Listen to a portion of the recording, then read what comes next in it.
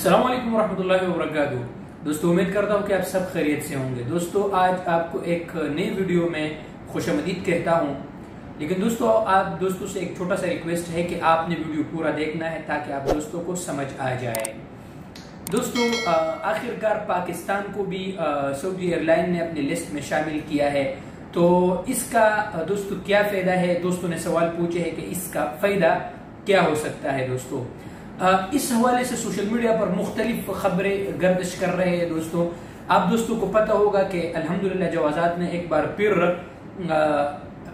मतलब जो इकामे ख़त्म थे 1 महीने के लिए मजीद वो तजदीद किए थे और खुरूज औदा में भी जिनका ख़त्म थे वो उनमें भी इजाफा किया गया था। दोस्तों, ये सिर्फ दोस्तों इसका ये मतलब नहीं है कि सऊदी एयरलाइन ने पाकिस्तान को लिस्ट में शामिल किया तो इसका यह मतलब हुआ कि फ्लाइट ओपन हो गया।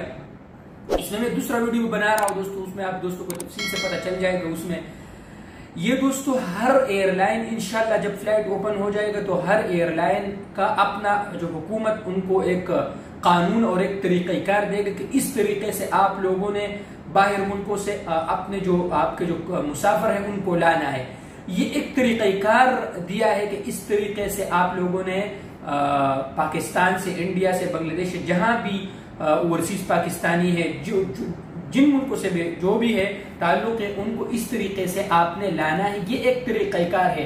इसका दोस्तों हिरगिज़ ये मतलब नहीं है कि यार फ्लाइट अभी तक ओपन है। दोस्तों, मैं आपको बताता चलूं कि जब तक फ्लाइट ओपन नहीं होता उस वक्त तक जवाज़ात आप लोगों के इकामे 20 दिन के लिए, 1 महीने के लिए बढ़ाता रहेगा।